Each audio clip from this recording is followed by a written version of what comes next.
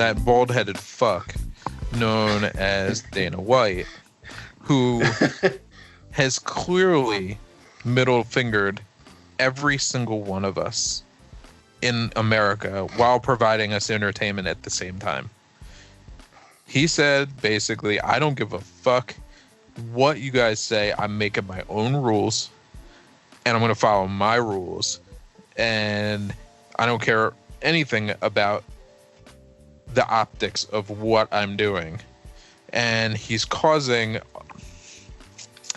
other entities to start working in that same fashion. I mean, obviously wrestling was already going that direction, right? But it's a little different because it's not sports, it's acting, but it's still the it's other thing interaction. Too is that with wrestling, Vince right now is not the only game in town, right? Which helps a little bit. But I mean, and technically, Dana is also not the only game in town, but he's the biggest. The competition is not. It's not the same. Yeah. So the basketball season is supposed to be starting in July. I'm waiting to hear whether the baseball season is going to actually kick in or not.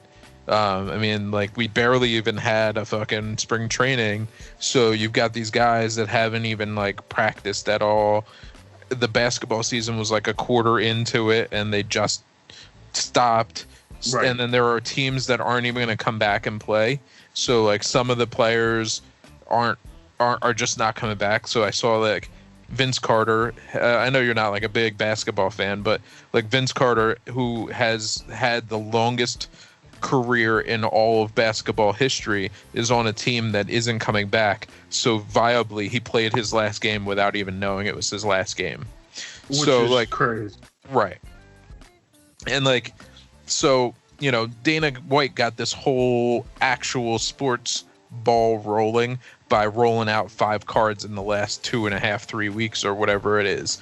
And like, sure, I've enjoyed the fact that there's been fresh meat thrown to the wolves, and I got to watch something new, right. But I still want to know at what expense is this going to be. And I'm waiting to I feel like somebody caught COVID and they just shut it down. They did not tell us that some fighter came down with it after the fact, because they need to keep the optics clean. Right. Am I crazy in thinking that? I don't think so. I don't think so at all. You know, because honestly, there have been rumors of that within WWE also. Of people coming down with it and just, all of a sudden they're off. Well, when they first started doing their tapings with no crowd, mm-hmm. there was a rumor, and I could be wrong. It may have been because they started taping with no crowd right before WrestleMania, and they ended up doing like a couple of weeks worth of shows in a very short period of time, like basically stacking them all up. Right. And there was some talk that somebody may have tested positive, but then they kind of knocked it down real quick. And it was easy with no crowd and very few people in and out. Right. It's very easy, just like with Dana, it's very easy to keep it quiet because there's not many people in and out, so it's a lot harder to leak it. So they just will put the kibosh on it and nobody will know. Yeah. So I wouldn't be surprised at all if that happens in MMA, because like I said, there was already talk about it happening within WWE. So it would be very easy to do with the people in and out. Yep. And like, I'm just trying to like imagine a basketball season with no crowd. Like, how does that work? Especially if you're talking about games that aren't on a major network or ESPN. So literally you're opening a stadium for them to play basketball in. Sure, you're not running the concessions because there's no reason to run the concessions, but there's still all the other mechanical pieces of your location that have to get turned on and turned off. So literally, you're running this at a loss just to have these games played. I don't understand. I don't get it, and I don't know when it comes to other sports, but I can tell you with MMA and especially with pro wrestling, it hurts because that interactive. It's part of it. It's part of it, and it's a big part of it, and you feel it missing. It's not the same. No matter how good the shows can be, it's not the same. And I can only imagine that it's going to be the same way when it comes to baseball or basketball or hockey.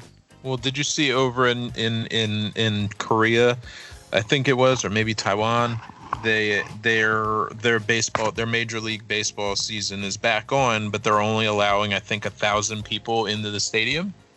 And basically each group of people gets a section, and then that's it. And then they've got like fake people sitting, like mannequins or pictures of people sitting in the seats to make it appear. Yeah, that's just silly. It's just, but just play by yourself. I mean, have you watched any of the footage of that stuff? Because I haven't. I've watched very little of it. I can't.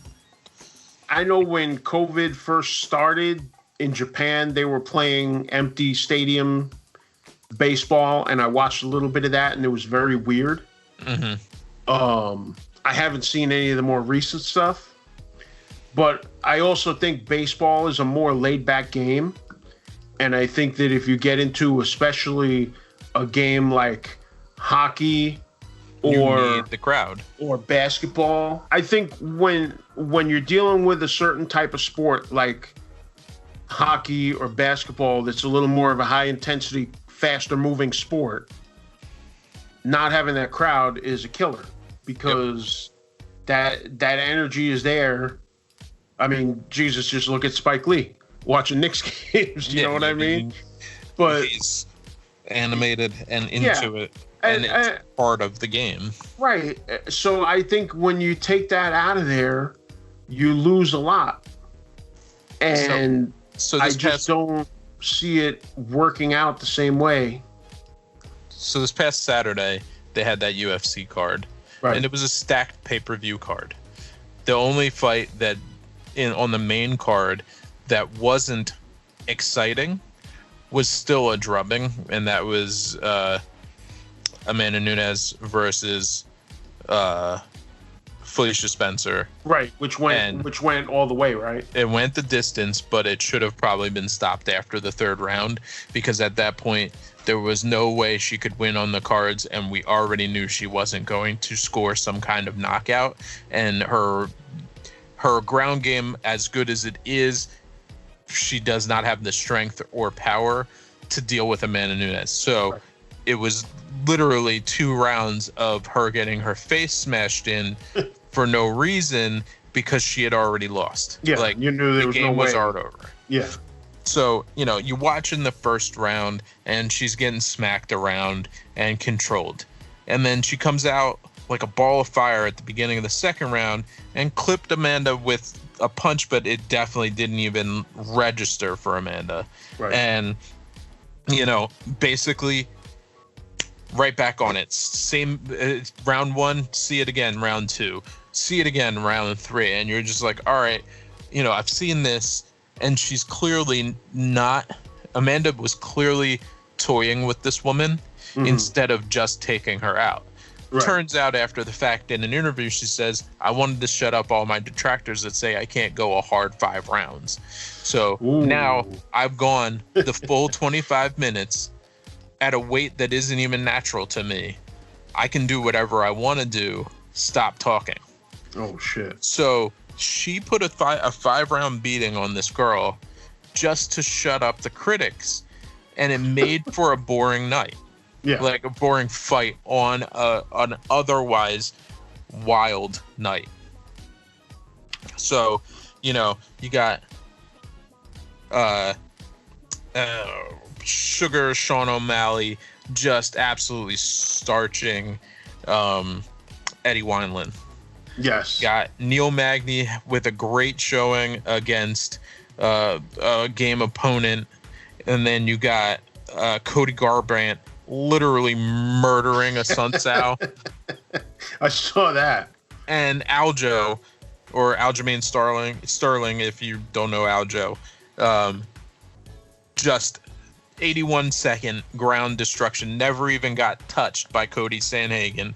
And, you know, everybody was calling Cody Sanhagen like the next coming, and he's like the up and comer. And Aljo's just like, yo, bro, he's not even ready for this. Let me just take him out of here real quick. Like, barely even a punch thrown on either side of this fight, and wow. he's choked out. So, like, it was a great night of fights. Even the undercard was solid. And then you got the stinker, because they matched up a girl who, yes, she went 3 rounds and made it all the way through with Cyborg. But Cyborg is a one-dimensional fighter. Yeah. You got the greatest female MMA fighter of all time. She could have finished that fight in the first round and been out of there. But no, you gave her the opportunity to prove a point with a girl who's clearly tough enough to take it. Right. It was unfair to Felicia Spencer, and honestly, it was unfair to the viewer. Yeah, they don't. The times that they would care about shit like that is long past. Long gone. But I still care about it. Oh yeah, and you should, and frankly, it's just poor. But it doesn't surprise me, because I think at this point, you know, and it's funny because we go back to the pro wrestling analogies like I always do, but it's true. It's like the same way Vince McMahon just pops these guys out and doesn't really give a shit. I think Dana White does the same thing. Yep. 100%. And it's just, you know, they're there for the merchandising and really don't give a shit about you otherwise. Mm-hmm. And I think at this point, it's a shame, because I really would like to see Bellator do better. And I would like to see some of these other companies do better, because I just think at this point, you know, UFC is shit the bed. The problem is they have enough money and visibility to keep people from wholesale jumping ship. It's starting to happen, though, in that people are starting to fight back against the machine. So in the past couple weeks, we've got Triple C retiring and basically claiming that he's done everything that he can do, but he's really just saying, you're not paying me enough to continue getting punched in the face. Right. And you're also not going to let me out of my contract so that I can negotiate with another company to make more money. So instead, I'll retire. John Jones just said, basically, you don't want to pay me more money? All right, take the belt back. I'm done. Call me when you got somebody worth me fighting. And then, so you look at it, 125, no champion. 135, no champion. 145, there is a champion, can't fight right now, can't get in the country. Right. 155 is Khabib, can't get in the country. Right. 170, doesn't want to fight. Usman just doesn't want to fight. He's been offered fights. You know, he doesn't want to fight George Masvidal. He doesn't want to fight this guy. He doesn't want to fight that guy. We've already rattled off through most of the divisions, and then you got 185. Izzy can't get in the country. 205, your guy quit. Stipe can't fight because he's a first responder. We talked about him a couple weeks ago. Right. That were like, that's a guy you should be promoting for doing great things, but you're just not even doing the hard work so that it's easy work later. So basically, every single one of your champions that's not a woman can't fight for you right now. and you're still pressing on, and you're making bad press with your own people, at some point they're going to leave.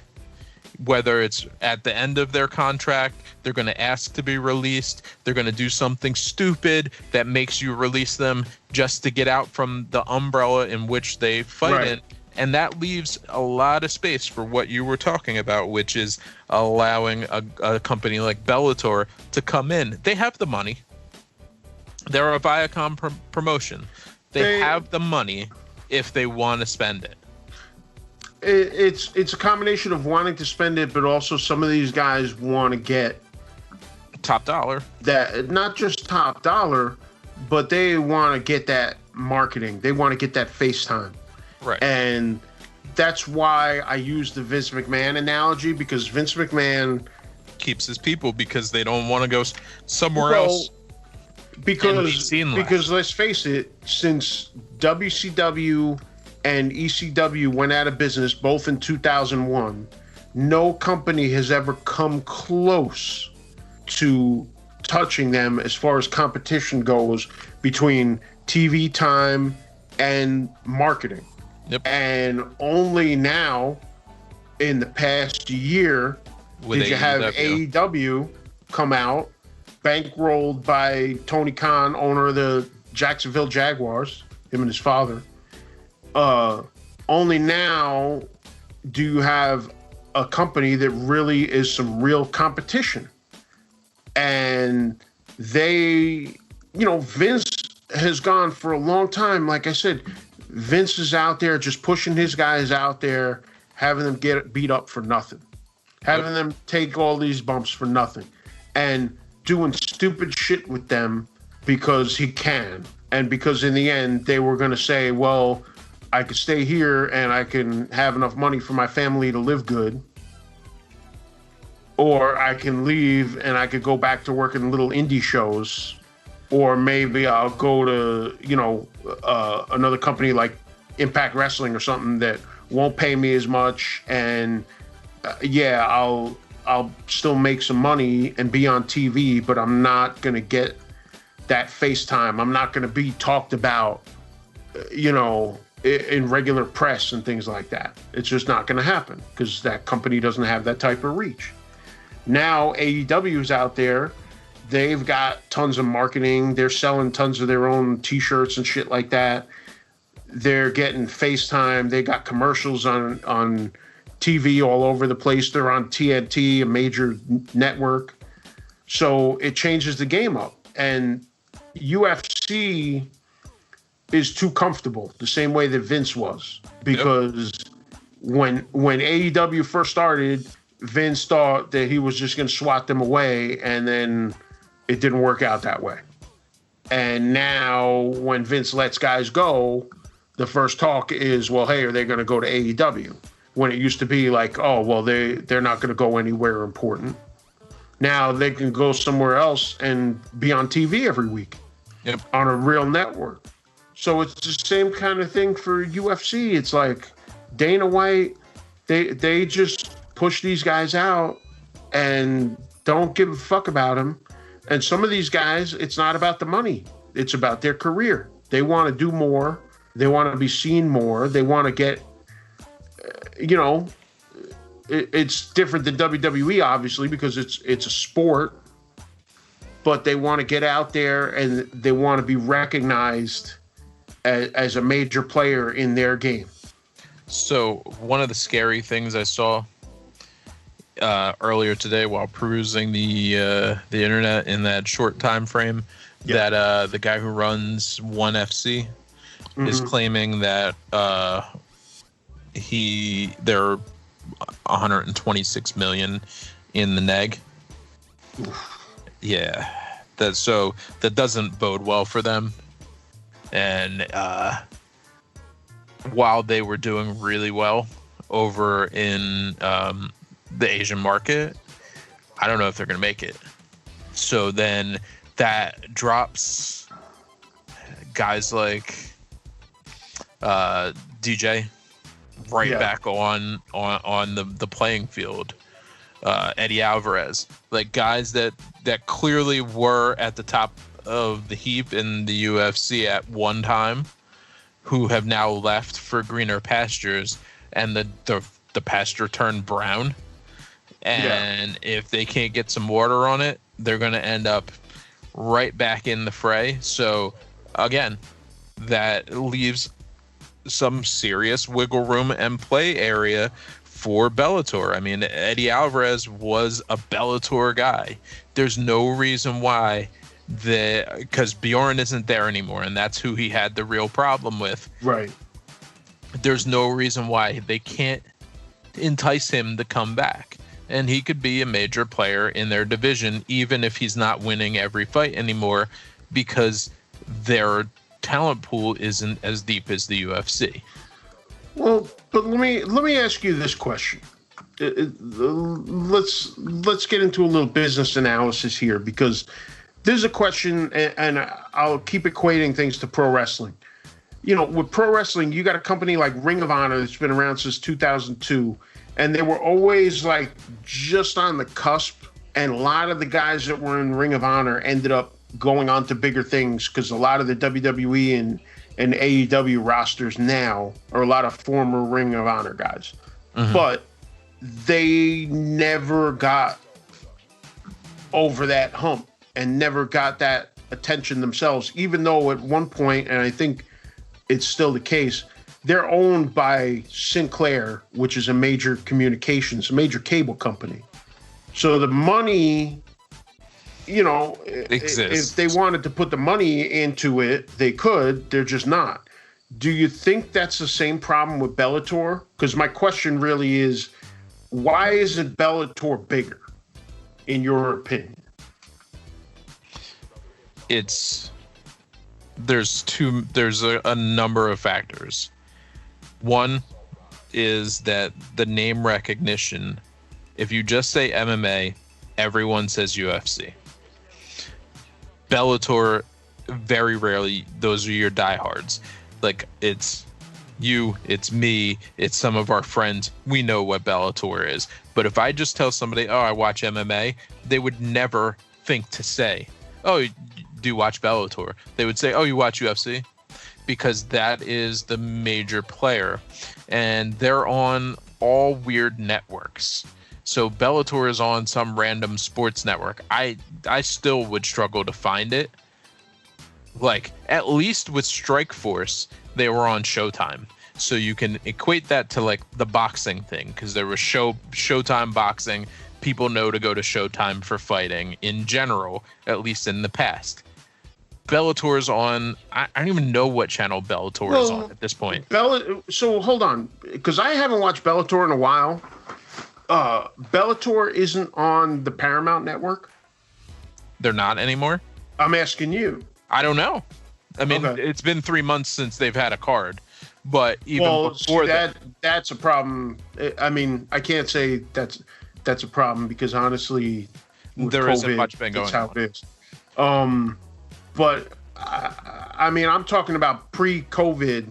Pre-COVID, I don't even remember what station they're on, and that's what I'm talking about. Is they're not positioned in a location that's easy to find for me mentally. So UFC was on Spike.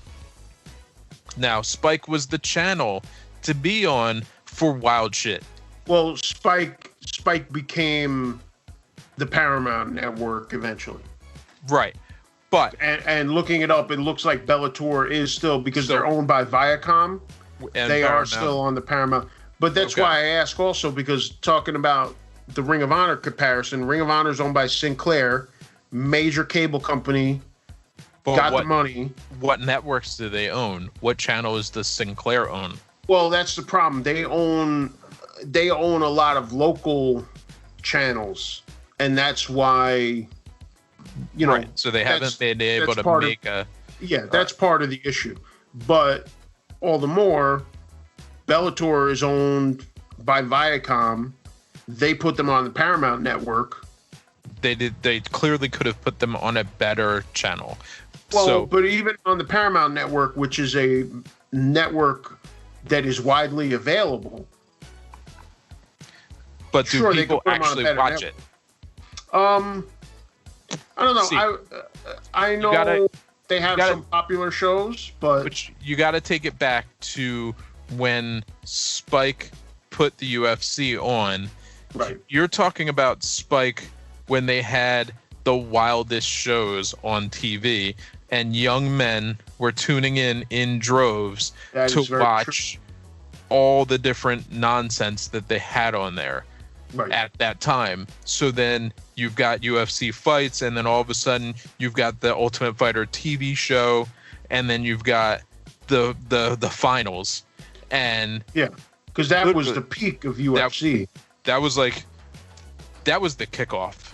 Yeah, that was just the beginning of like, holy shit, the UFC is taking off now. So Bellator was on, what fucking channel were they on? But they were on some other channel before. I can't even remember off the top of my head. But now they're on Paramount, and the Paramount network has nothing drawing the attention, the wholesale attention that would make the fights on there of any interest. Yeah, the stuff they have now is nowhere near, because now they've got Bar Rescue, which I watch, but that's not a blockbuster. That's not at all. Ink Master is not a blockbuster. Lip Sync Battle is not a blockbuster. Right. So you've got them snookered on a channel that does not provide with a lot of consistent eyes that would be looking for that type of programming. So it's hard to fight with the UFC, who go Spike, Fox, and that's all the Fox affiliates, and then over to ESPN and all the ESPN affiliates along with ESPN Plus. It you say the name, you say the words MMA, and all people think is UFC. Oh, you do that UFC shit? Right. Because that is the predominant piece. I mean, there's the NFL, but at one point there was the CFL and the USFL and all these other football things, but the NFL had the networks and the visibility to make it so that the money that was spent was well worth the investment, because you were able to get the eyes. So that's why I believe. Yeah, and I can understand that, because, of course, once again, pro wrestling, everybody thinks Vince McMahon and WWE is the be all end all. They don't know that there's other companies out there. They don't know. Right. They haven't done the digging. Yeah. They just think that that's pro wrestling and that's all there is. All right, let's dig it down even harder. You say, hey, I like metal. And people go, oh, you like Metallica? Oh, you like, Slayer? You like Megadeth? And there's 1,000 other bands that existed at that exact same time that may or may not have been just as good, but they didn't have the name recognition. Yeah. So there's just no even if they could compete on a musical realm, the exposure piece is the problem. Yeah, definitely. I'm just trying to look at it, because I would like to see Bellator do well. I would like to see other companies do well. And I think at this point, that's what's going to really change things with the UFC, because what always happens, and it happened back in the days, the 90s of the Monday Night Wars with pro wrestling, is that competition makes everybody step up their game. Yep. And you probably see UFC doing things a lot differently if they had some competition crawling up their ass, the same way Vince McMahon has started to do things a little differently, because now he's got other companies in the mix. And, and back then it was WCW, and they were in a ratings war. And I would like to see something like that happen with MMA, because I do love MMA. I've gotten kind of sour on UFC because of the way they run things, and I'm just not as interested. I mean, my high-end wish for MMA in general is that we not break down these separations between companies, Yeah. But that we start to integrate a little bit, because we are being deprived of some of the best matchups we could possibly have because people are in different companies. Absolutely. Like, if you could tell me that you could bring over Lima from Bellator to fight one of the guys in the UFC 170 division and just see where he stands, I'm on board with that. And I don't care if he wins and goes back to Bellator. It doesn't matter to me. And if he wins the championship and he goes back and he's the Bellator champ and the UFC champ, that just means he's got to come back and fight again. Right. Like, give him a co-contract. I don't give a shit. Give me the best fights I can get. I don't care about any of the storyline bullshit. This is about fights, and this is about who is the best fighter in my mind. But that's just not how it rolls. Well, yeah, just like you said, the storyline thing, but I think that's a big part of the problem. And I said that, I've been saying that for a long time. It's just letting these guys talk themselves into fights. As like I always say, I'm a fan of pro wrestling and I'm a fan of MMA. If I want to watch dudes talk shit and get into fights, that to me is pro wrestling. Like, if I want to see athletic contest, I want to watch MMA. I totally get that. I can't even argue with it. Yeah. So, yeah, it's just things are weird. Yeah. Let's go back to something for a second. Sure. 2 things. First of all, you started to mention it, but you never got into it about the events of today. Oh, God. We could just, you know. Oh, God. Because then from there, I have a whole different direction, which actually kind of comes back in a way to this. And it's a very interesting, it's a very interesting subject that we haven't talked about yet, but we've almost brushed on it. Okay. And I want to get really into it.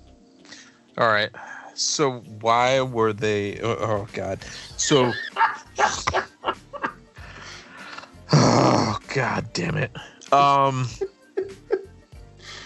So the events of today. Nancy Pelosi, what the fuck are you doing? What are you wearing? I mean, I have to laugh because it's just so terrible, and I saw it, and I'm just like, what is happening here? Like, honestly, if I saw that in person, I probably would have been on the floor in laughter just out of being completely uncomfortable with the situation that was presented to me. Because in most cases, when things are uncomfortable, I'm either liable to start cursing or start laughing. And in that case, I probably would have just laughed right in her face because I wouldn't have known what to say beyond what the fuck are you doing wearing that? Like, don't you have a friend, just one friend, that could tell you this has terrible optics, do not do this? Well, it wasn't just her. Schumer had scarf on, and when I watched it on live TV, I didn't see Pelosi. When I turned it on, Schumer was on, and then behind them was another person that had, instead of a scarf, it was a mask with the same pattern. Just fucking painful. Like, you can support the movement without patronizing it. Like, I don't need you to put on Black Lives Matter garb, of whatever garb you want to call it. Like, it's African diaspora colors. There's no fucking reason to be wearing it as God damn it.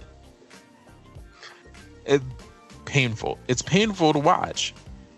It is. It really is. Because I was just looking at it and I'm like, what the fuck is going on here? And just, I mean, I'm glad that the internet collectively will clown on you if you act like a clown, regardless of what side of this two-party aisle you happen to land on, because you deserve it when you do clown shit. Oh, it's been a field day. I mean, I sent you a few of them, but I've seen literally over 100 memes And that's just the memes. When you just go into the comments, it's just ruthless, and it should be, because the whole thing is just so tone deaf. Yeah, it's like, and it's just like, just like you said, who thought this was a good idea? So I've seen a number of people over the past weekend from various different companies put up things saying, hey, if you buy something from Friday to Sunday, whatever we make above and beyond just the cost of our goods, we're going to donate that to the movement because we support the movement. And for me, that's how you go about supporting the movement without having to patronize people by wearing nonsense. Like what are you doing? You're not helping. You are not helping. You are hurting this whole thing. Now, you saw that they had basically a photo op where they all kneeled also, right? Oh, God damn it. No, I didn't see that. See that?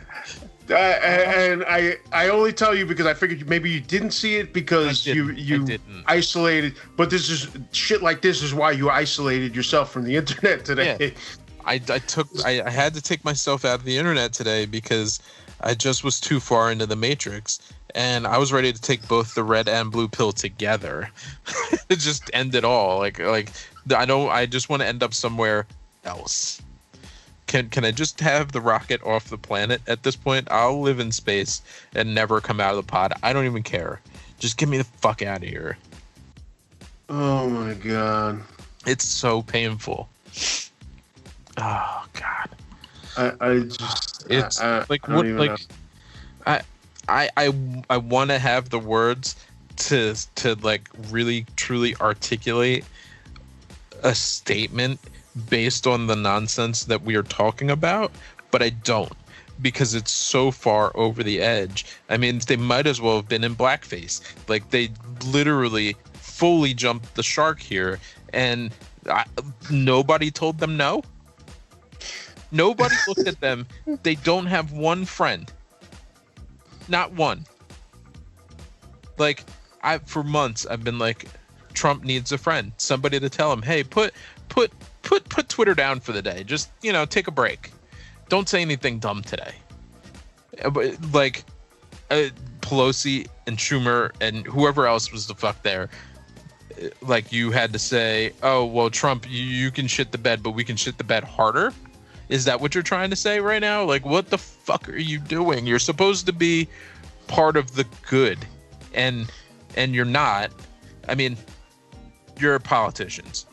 None of you are good, but you argue that being on the Democratic side, that you lean more towards what would be a positive and just society, and this is what you give me. What am I supposed to do with this? I will give you one thing that's a positive here. Joe Biden was not there. That's about the only positive that I can give you out of this thing. That he can legitimately step back and say, wasn't me. That was me. Wasn't me. That's the only positive out of this thing. It's like both sides of the aisle are just trying hard to see how bad they can fuck this thing up before November. So, and okay. I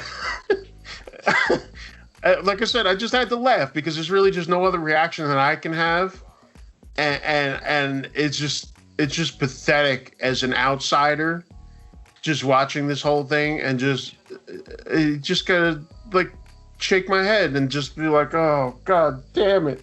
You bring up Joe, and I mean, for real, where the fuck is he? Like, he's hiding out.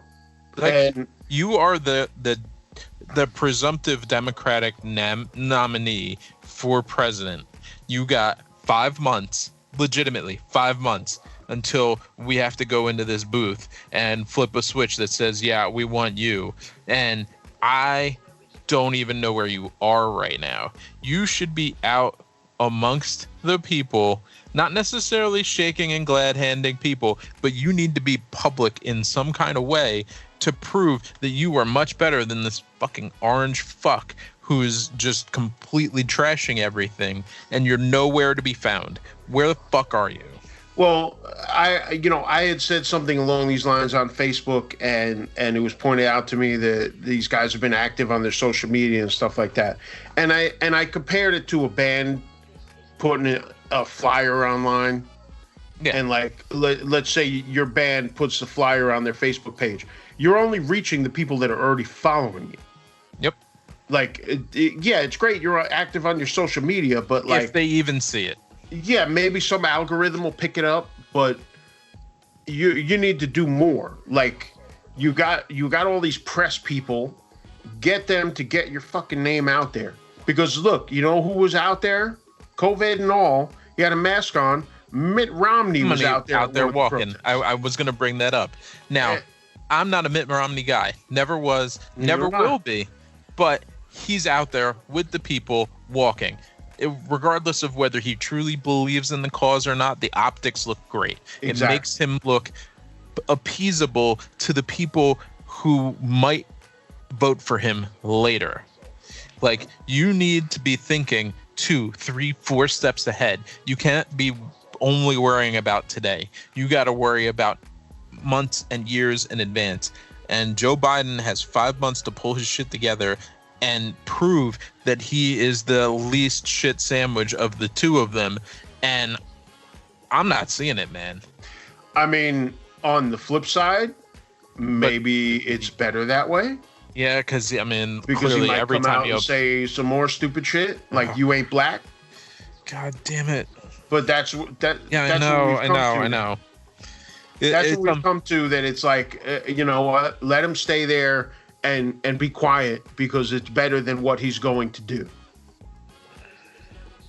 And this is where we're at. This is and this is the best two choices we got. This is the sadness of this whole thing. It's like, we're at the point now where the best thing for them to do is to stay quiet and stay inside, because anything they do is just going to fuck things up. And Trump is the same thing. But the good thing for Joe is that Trump is consistently jamming his whole foot in his mouth. Yeah. Every time he's out the building, like whether it's Twitter or actually physically coming out of the bunker because he's scared of the people. You know, he's out there just making gaffe after gaffe after gaffe. So I guess, if Biden does just stay quiet and hidden, he'll look better at the end because he won't have made as many mistakes. So then you will only get crucified on the mistake of being quiet than a literal shitstorm of mistakes of speaking up and speaking out of turn. Right. But is that what we really want? Well, but that's the problem. That's where we're at. I mean, it's where we're at. Because you've got, Trump is, no matter what Trump does, he just makes it worse because he keeps talking and fire. Just gas on the fire constantly. There's a lot of talk that he wants, that his people are pushing him to give a speech. Yo, I heard about race, and I'm thinking to myself, no. Part of me thinks yes, and part of me thinks no. But either way, no matter how you look at it, it's going to be bad. Because he's just going to go in the completely wrong direction, and just as always, just like I said last week, he's just going to pour fuel on that fire. Yep. No matter what you think he's going to do, it's not going to help anything, and it's just going to create a whole new set of problems. Oh, just like the other day when he said that George Floyd is looking down and it's a great day. God damn it! What the fuck? It's not a great day for him. He's fucking dead. He's dead.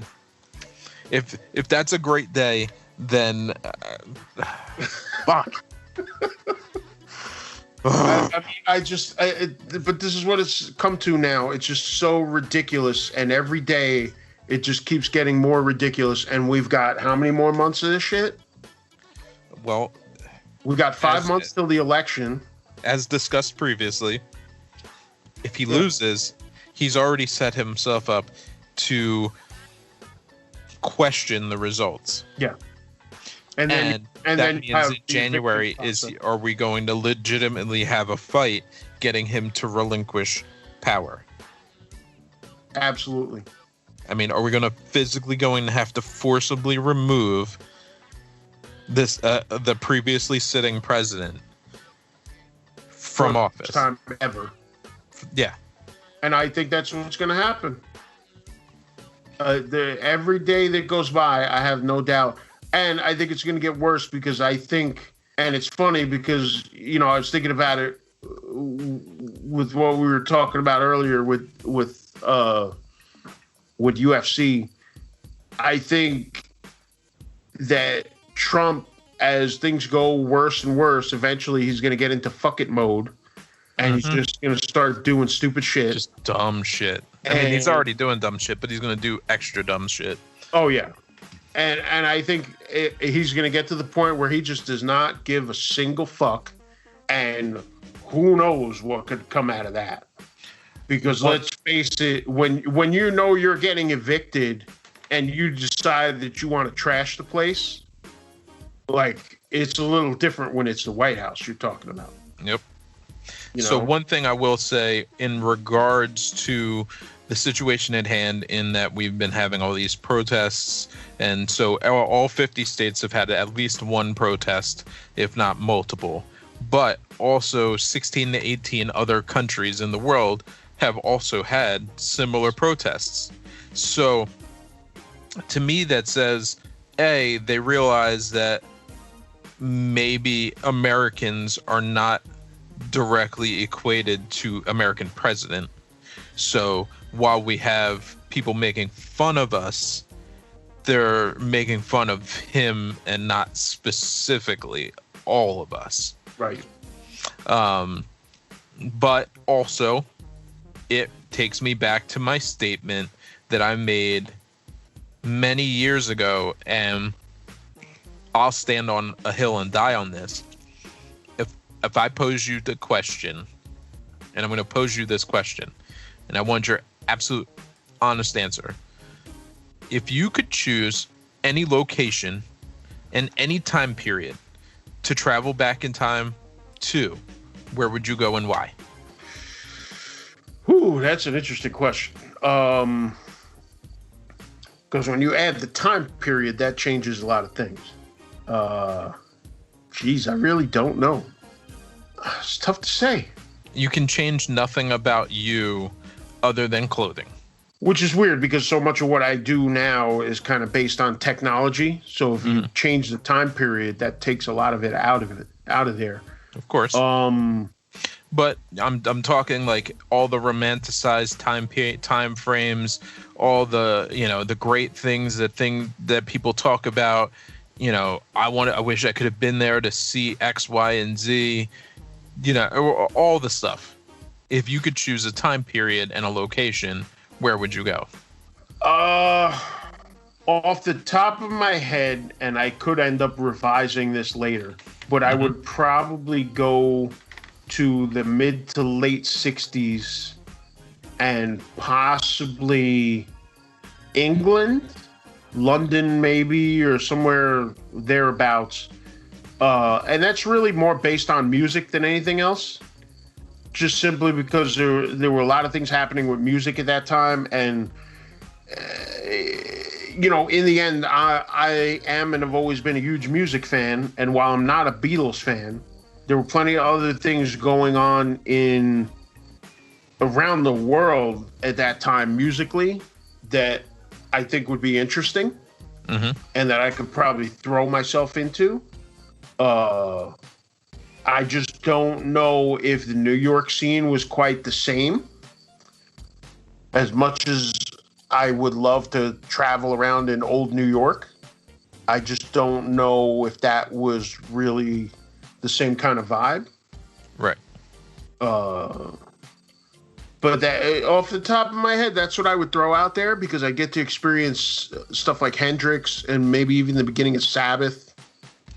You know, and politics was not the same.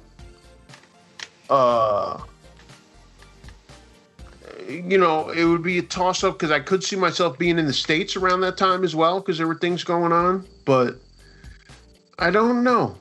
Okay. Beyond that, I'd be tough.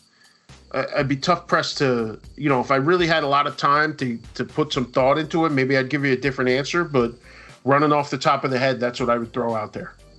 So someone posed that question to me, and I thought about it. I probably thought about it for a good 10 minutes before I gave an actual solid answer. But my answer is no later than 1995. So anytime between 1995 and now, I would go back to, and that's it. Because otherwise, I start to get myself into a position where I'm less and less of a human being. Because being a black man has been tough the whole time. And at no point over the 400-year course of America, other than the last 50-ish years, have I even been a whole man. Right. So for me to romanticize going back to the 1920s, you know, to see big bands and, you know, this, that, and the other thing, I'm still sitting outside the damn theater. I'm a target no matter what time I go back. If I go far enough back, I'm going to become a slave immediately upon showing up, or I'm going to be considered a free man in the North, but still have no rights whatsoever. Like if I want to go to Canada or I want to go to South America, I'm still going to be hated. There is no location or time better than the last 25 years for me to exist. So that is my argument to why it's bullshit that the idea of white privilege has never existed, because in general, white people could go to almost any time period and almost any location and feel generally comfortable, aside from their creature comforts in which they are used to. Right, because for me, like you would have no target. That doesn't even, it's not a concern with me just because personal of my personal circumstances. Right. So my personal safety comes first. So you say, hey, I mean, sure, could I go back to the 80s and it would probably be okay? Yeah, it would probably be okay, but I don't really want to go back to the 80s. But the 90s were all right, so I could go back there and be okay. Right. So I'm living within the range of the current life I've already lived, and at no point can I even think about going anywhere else. Even if you said, hey, let's go back to Africa. You know what? It would take my personal creature comforts out.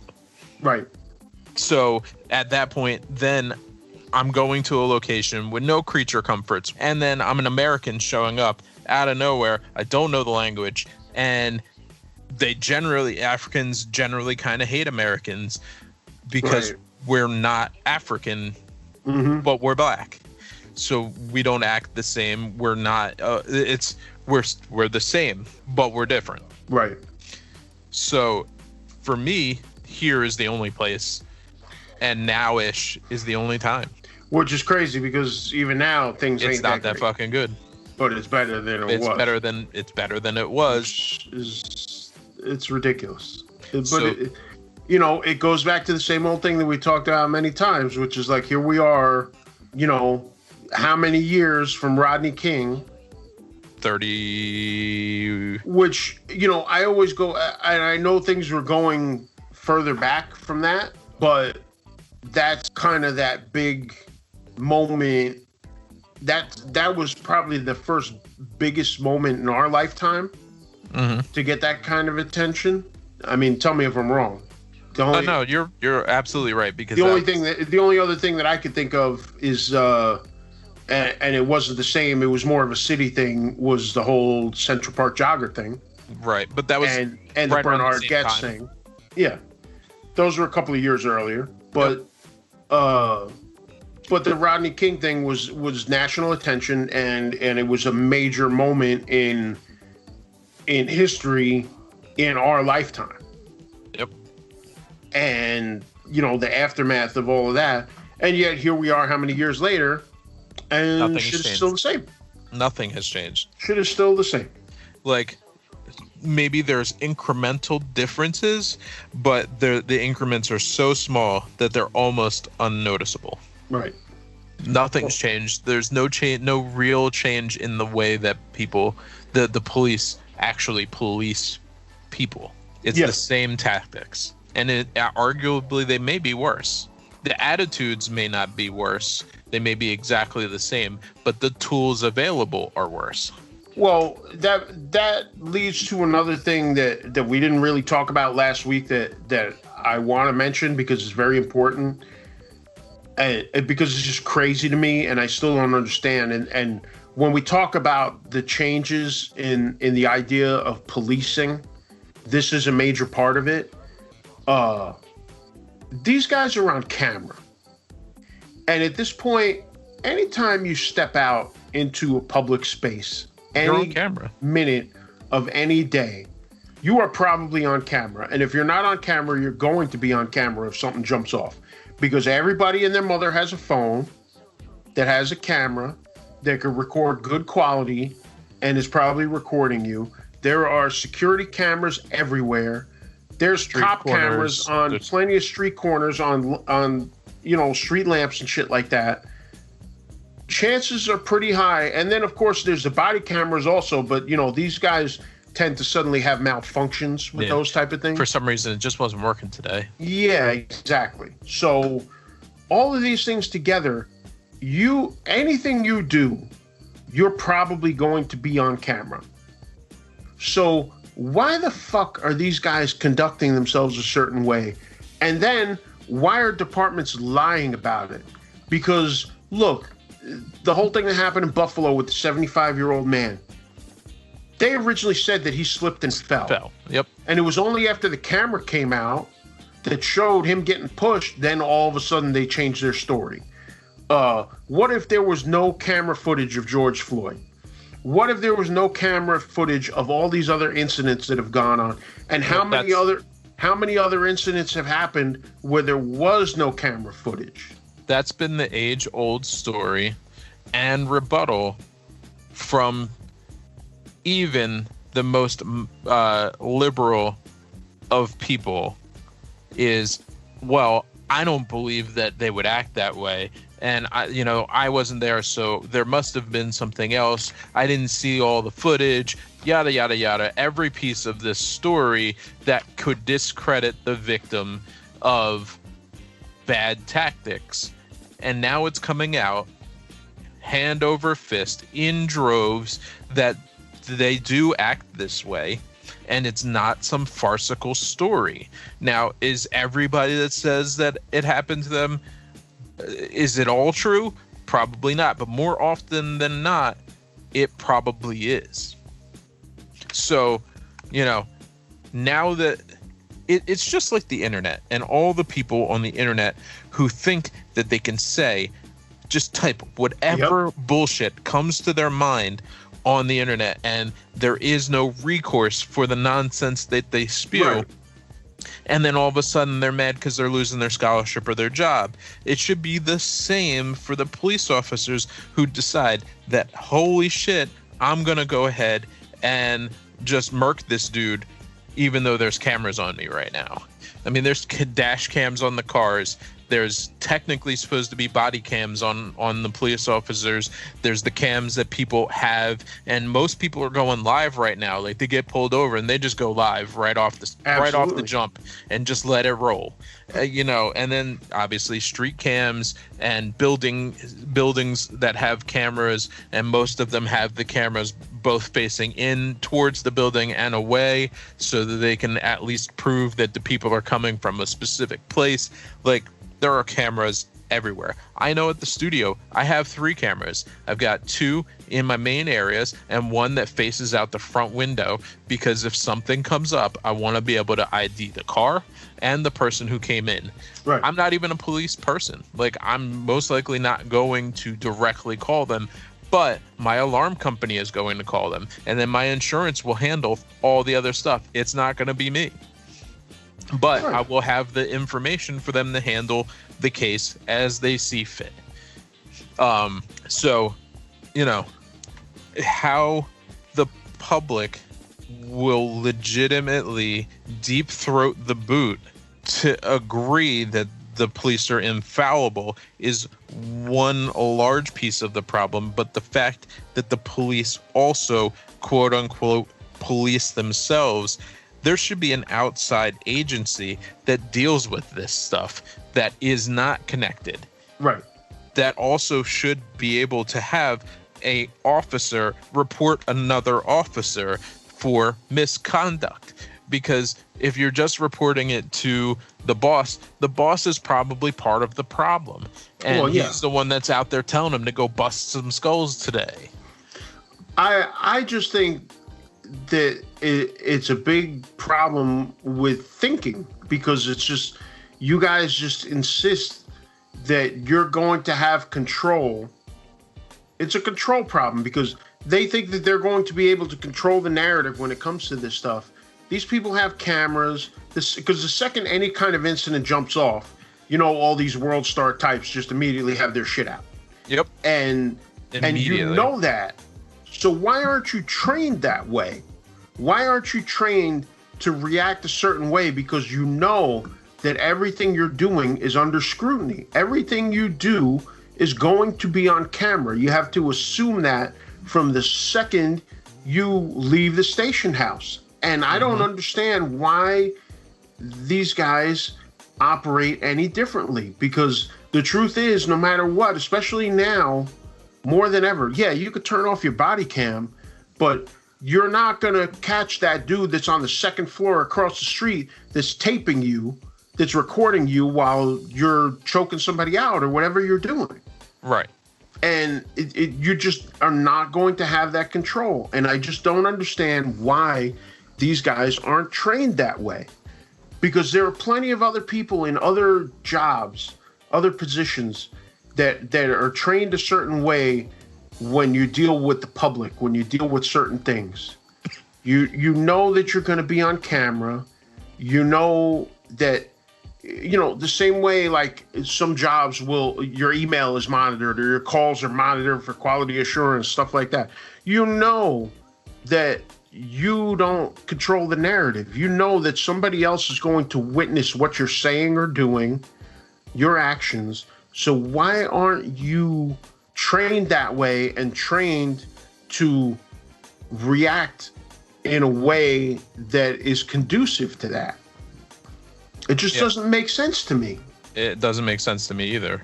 Like it just get your shit together, people.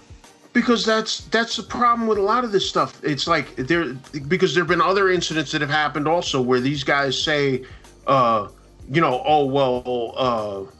there was something with a student. I forget the details of it. I'd have to look. But there was a student, and they said that the student threw something at them, and then you watch the camera that somebody else recorded. It's totally not true. And you see that nobody threw anything, and they just tackled the student, sprayed him with pepper spray, beat the shit out of him. I think he ended up with multiple broken bones. And it's like, you know what? Like, it's bad enough that the shit happens, but for you to do that and then lie about it, knowing that the chances are pretty friggin' good that footage is going to hit.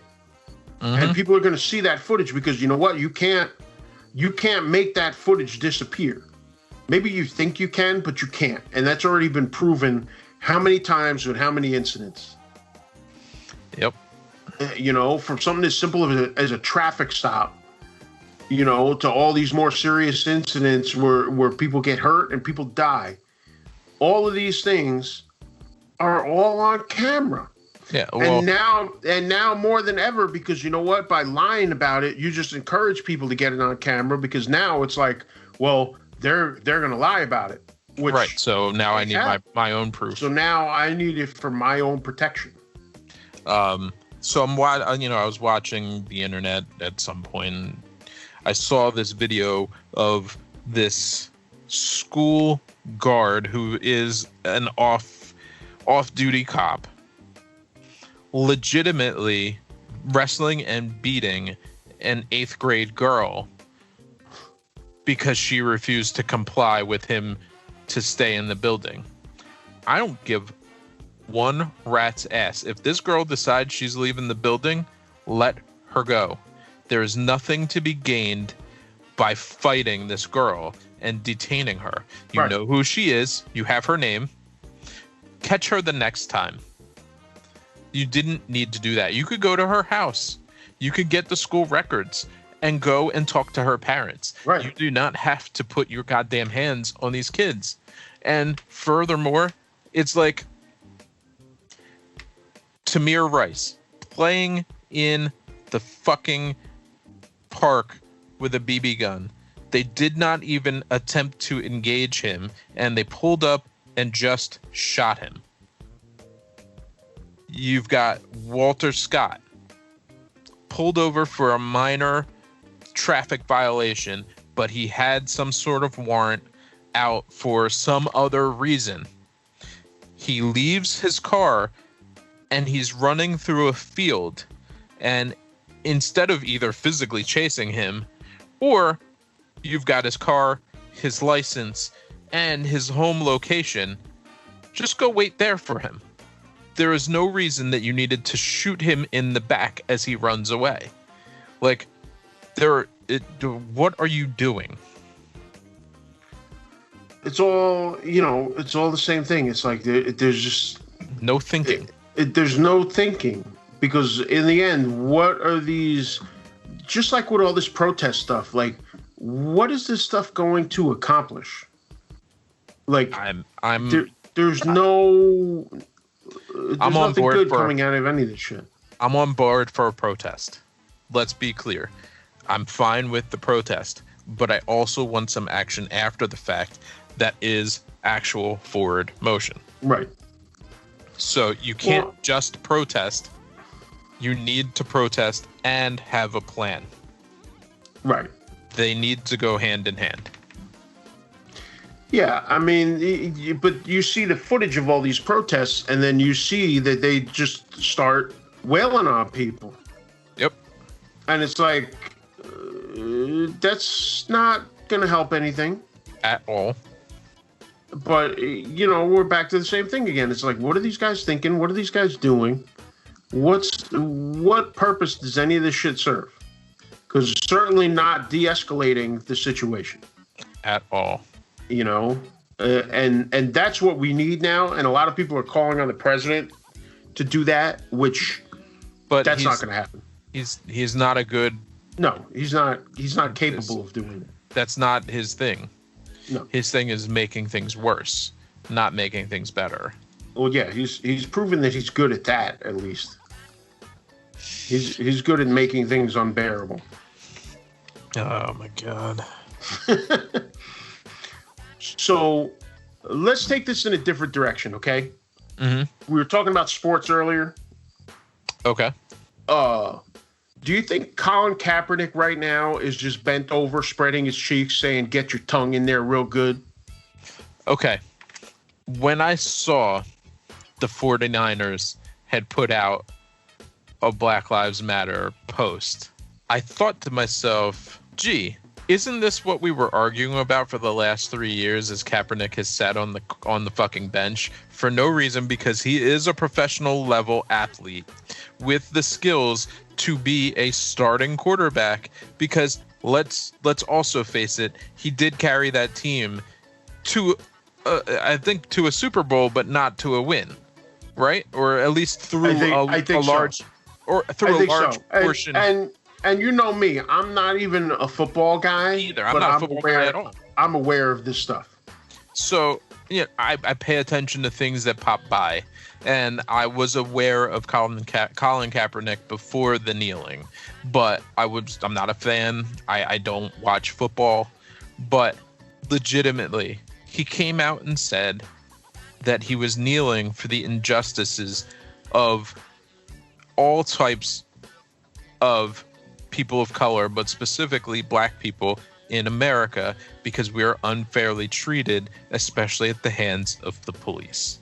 Now, fast forward 3 years, and we've seen on the internet 3 full years worth of just beatings and killings for no reason, of unarmed, mildly armed, etc. No reason for these killings. Clearly, Kaepernick wasn't bullshitting any of us. He was standing up for exactly what he said, and exactly what he was said was occurring. Anybody that was paying attention knew that already. Right. Gets absolutely just kicked in the dick and tossed out to the wolves because he's a quote-unquote pariah based on this big money conglomerate of owners who don't want to stand up to their fans and say, hey, he's allowed to do this because technically he is allowed to do this. Shut the fuck up.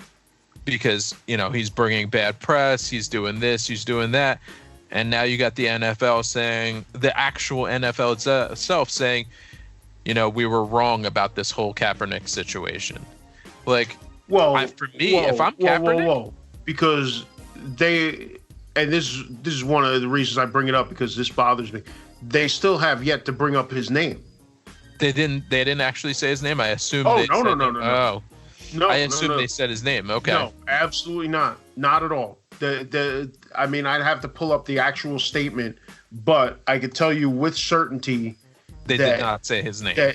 And that's why I say it, because if I was him, I'd be sitting there and be like, fuck you until you give me what is coming to me, because if anybody deserves an apology, it's him. It's him, without a doubt. And if I was him,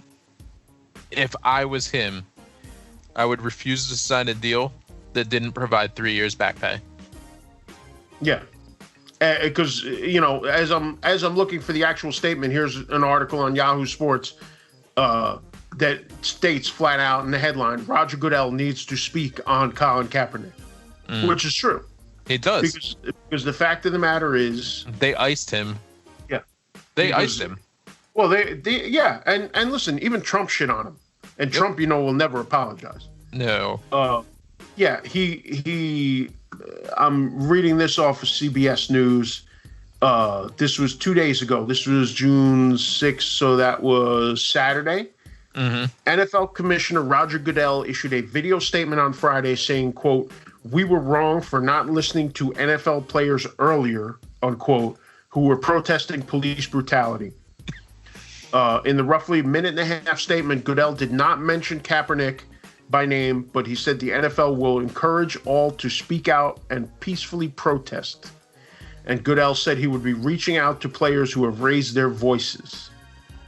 Without black players, there would be no National Football League, and the protests around the country are emblematic of the centuries of silence, inequality, and oppression of black players, coaches, fans, and staff. Okay, so let's be serious. If we're going to talk about black players in general, almost any major sport wouldn't exist without black players. Yeah. If we're being serious here, and other than hockey. Yeah. Because obviously there have been minimal inroads of black players in hockey. Yeah, that is true. Otherwise, yeah, like what else is there? I mean that's really it. That's really it. But, and I don't mean that in like some like weird, jerky kind of way, but the black athlete has been carrying the brunt of this of sports in general over the course of the last 50 years with no respect given. No, of course. It's basically get out there and dance, do it, and maybe we'll send you a couple dollars. I mean, obviously they're getting paid. Nobody's out there playing for free, but there's still no respect given from it. No, and I mean, obviously the thing is just blatantly trying to save face. Mm-hmm. But to me, like every day after you make the statement that you don't publicly acknowledge Kaepernick is just an embarrassment. You're just spitting in his face, man. Yeah, it's an embarrassment because he's the guy, and you could dance around it all you like. And like I said, just like you, I don't have a dog in this fight because I'm not and have never been a football fan. Yeah, me either. And I'm coming at this as more of a news story because it's obviously, it's a major thing and it fits into the discussions that we've had lately as far as everything that's going on around this country. But I mean, you're really going to go out there and make the statement and then not come clean and apologize to that dude. And that's why I said it. Like, that dude should be out there, like, just telling everybody to kiss every piece of ass. Make him fucking get his tongue up in there because you deserve it. Because 100%. In the end, that statement, no matter how they try to spin it, that statement is for you and should be for you, and they should show you a little respect and put your name in there because you're the guy. Say my fucking name, bitch. Yeah, and he should hold them to it. And as far as I know, he's been quiet about it, which may mean that he's prepping something, which I wouldn't blame him for that either. But I mean, Jesus Christ, how can you throw that out there and not put his name in? Pure bullshit. That's really what it comes down to.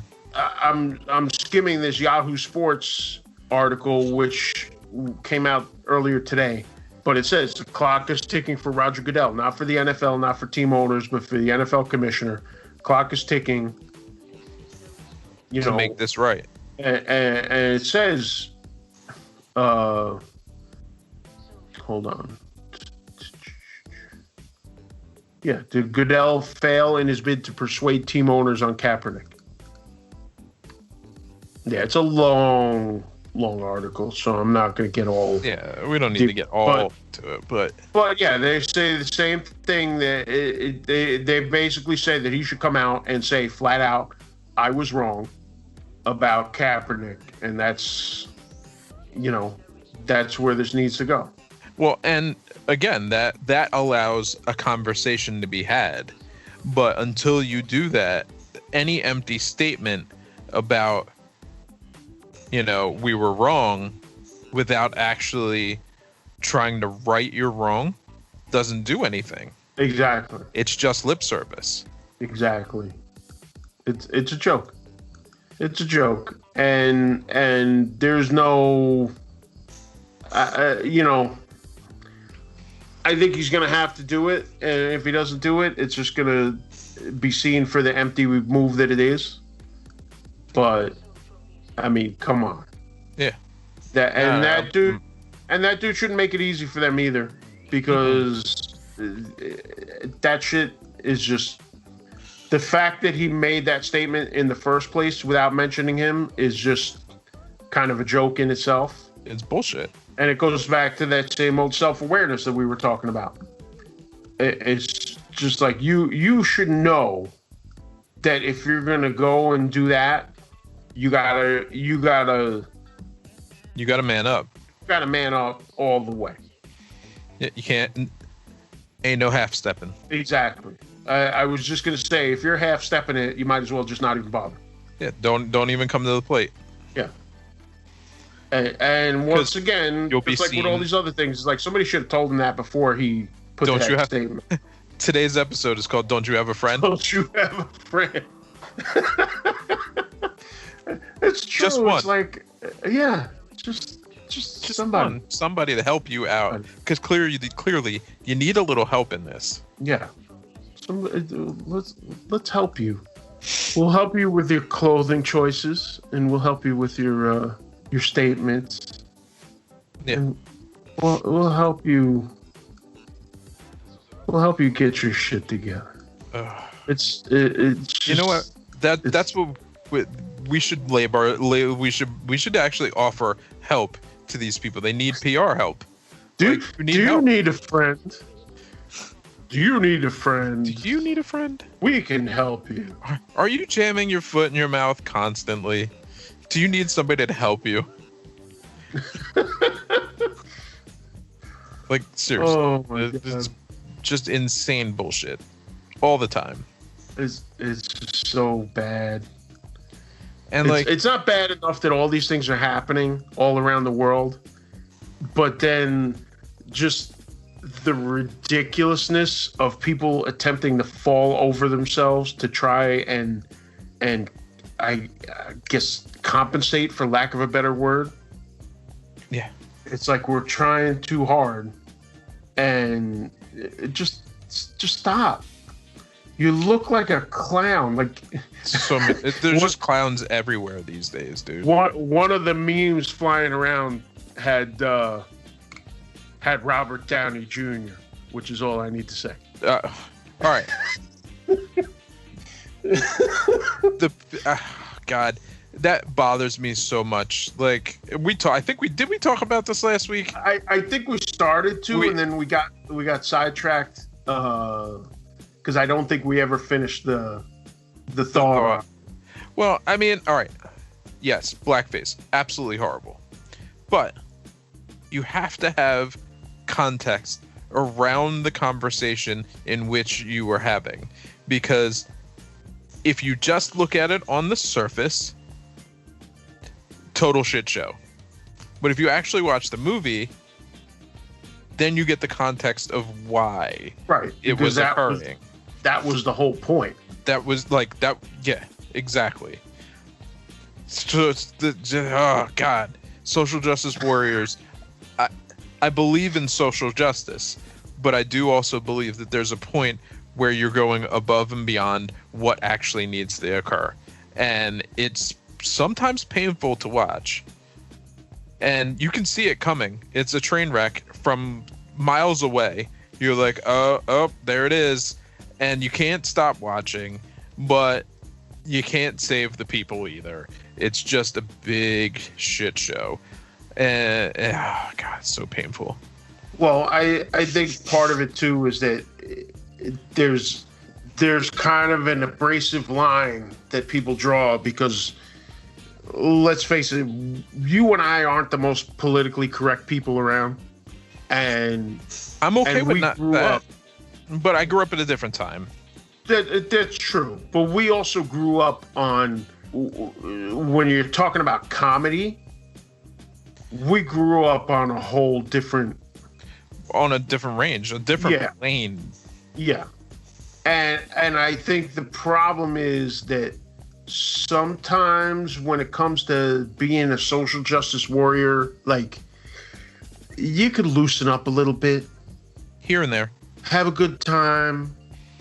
Not everything is exactly as appears.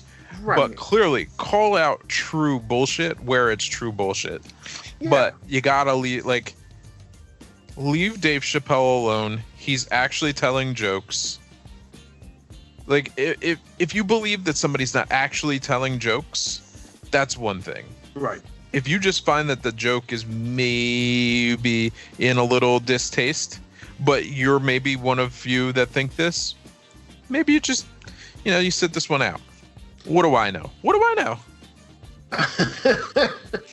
I mean, listen, there have been a handful of times where something didn't sit right with me, but I didn't make a huge deal out of it. I mean, generally, I'm pretty easygoing with that stuff.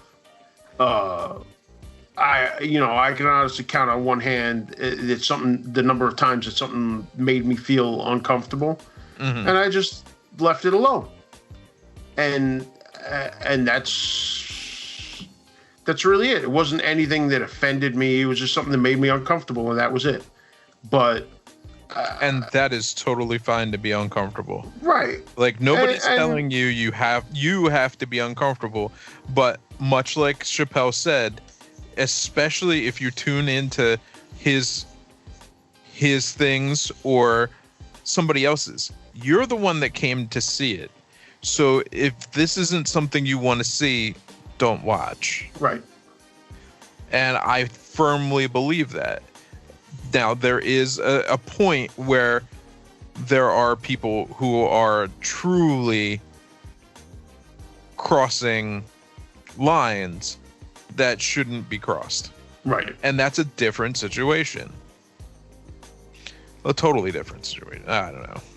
I mean, I grew up on Carlin, man. I grew up on Richard Pryor. I grew up on people who certainly did not skirt offensive material just to appease the crowd. Right. Because they were telling the story in which they felt needed to be told at that time. And we have to have some modicum of that in our society, whether it's for comedians or just your regular person. I'm not with the cancel culture. Like, obviously, you're touching kids, you're raping people, you're out and out racist, like you're doing truly horrific things. Yes, I get it. Yeah, that's different. That's different. If you say something stupid and you're not even doubling down on it, you just made a mistake, I have no problem giving you a little leeway on a mistake. Right. I make mistakes every day. I've probably made at least 10 on this call. I'm going to continue to make mistakes because I'm a human. My mistakes don't preclude me from growing, learning, and being a better person over time. But if you cancel me, I can't even possibly make that adjustment because you'll never even see it. Right. So, yes, call people out. Make things better across the board for everybody. I fully support it. But you also have to leave leeway in that for redemption. Obviously, there's some stuff that's irredeemable. I'm not saying to redeem those people, but minor offenses should not be the end-all be-all. Right. Well, I think the other thing, too, when it comes to comedy specifically, is that the best comedy will make you think. Mm-hmm. Carlin, guys like that. But sometimes, I think sometimes some of the best comedy is supposed to make you a little uncomfortable. Well, 100%. I mean, because you're it goes back to what we said at the beginning when we were talking about the other stuff. It's that whole self-awareness. And sometimes, you know what? That self-awareness comes, and sometimes it makes you a little uncomfortable because you realize that's something in you that maybe you weren't aware of. And it doesn't necessarily make it a terrible thing. It's just something that you reflect on and you deal with, and hopefully you move forward. Right, and you learn something from it. Just like talking before about learning, it all ties back into everything that we've been discussing. You learn, you grow, you get a different perspective, you grow, you learn other things from other people, and you grow. And I think the best comedy does helps that. It makes you grow. Does that, and that's, you know. And let's face it, you know, looking at it in a different light, that's kind of why we started doing this podcast. That's why we called it The Upgrade, because it's like, you know, it started as a funny thing with a reference to Idiocracy, but also it's just the idea of like, you know what, there's a lot of people out there that experience different shit. And the best way to upgrade is to just learn other shit. Learn what other people are doing, learn what other people are dealing with or not dealing with, and the experiences that we have, and that's the only way you're going to grow. We talk about people that aren't exposed to certain stuff, and that's why they hate. That's because they're not learning, they're not exposed to these things. So by us talking about some of the shit, and granted, you know, we started pretty serious, and we're not always going to be serious. We have plans to discuss a lot of serious stuff. It's just the times right now kind of drag us in this direction. Just be over there. But the goal for us is to just sit here and kind of talk about shit we want to talk about and things we do and things we're exposed to, and the upgrade comes from actual real life, man. You just absorbing that. And it's the same thing like with stand-up comedy, like we're talking about, or with people read books to learn and people do different things to learn. It's like that's what we're hoping to bring people, just to learn from the different experiences that we have and we've gone through, and we're still going through every single day. Because if you're not learning, you're not living. Yep. There's a lot of shit that goes on all around the world every single day. And you may not even be aware of it. You wouldn't even know until somebody brought it to light. So we're here just talking, shooting the shit, but we're also trying to help bring knowledge to people and try to bring different perspectives, and hopefully, people take that and are enriched in some way by it, even if it's just entertainment and laughing at some of the silly shit that we say or do. I hope so. I hope that people are going to listen to this and just have a new perspective on even just one thing. It would be fine. Yeah. Because I don't ever claim to know everything about anything. But I have no problem talking about how I feel. And that's that. If you feel it, hit us up, let us know. And if you're not feeling it, hit us up and let us know why. Hey, come on the show. Let's talk about it. Yeah, we're all for any kind of discussion. Yep. And we want to interact with people. We want to hear what you have to say and what you guys think about what we're talking about, and get into a dialogue. We're not, like Len said before, and we both feel the same way. It's like we're not above learning. And the key is just to get different people's perspectives and opinions, and try to just expand our own brains, and hopefully yours also, with different things that we talk about, and just go from there. So be a part of it. Yeah, get in touch with us, engage in a dialogue, even if it's silly. Like I said, you want to talk wrestling? Let's talk wrestling. You want to talk real fights? You want to talk just any old thing? You want to talk comedy? I'm in. Anything. Yeah, and I mean, we started off serious just because the times are crazy right now, and these are things that we feel we need to talk about. But there are going to be some weeks where we're just kind of chilling and talking about some silly shit. Absolutely. We're definitely not gonna be all politics all the time. Oh, hell no. You can't be all politics all the time. So. No, because I think at this point I'd probably jump off a bridge, because it's just some days it's just like today. They just provided a lot today. I'm just one scarf away. Jump off the bridge. What happened? I'm just one scarf away. Oh, one more scarf. Can't take it. God damn it. But all right. Definitely get in touch with us. The Upgrade Podcast at gmail.com also is available, and the upgradepodcast.net will lead you to all of our little places all around the internet world. So definitely check that out and get in touch with us, and we can talk and maybe have some people on. Eventually, our goal is to have some guests on, some friends of ours, to discuss some different things as well. Some new people. maybe some enemies. Hey, whoever. We've got plenty of those too. I've got enough. Well, I'm Len Carmichael from Landmine Studio. And where can they find you, Len? Pretty much on Instagram or Facebook, Landmine Studios. Feel free to reach out if you want to yell at me. Hate all you want. Nice. And I'm Gary Muttley, You can find me on Facebook or Instagram, just Gary Muttley. And you can find my band, the wonderful Billy Club Sandwich, on Facebook and Instagram as well. Talk to you guys soon.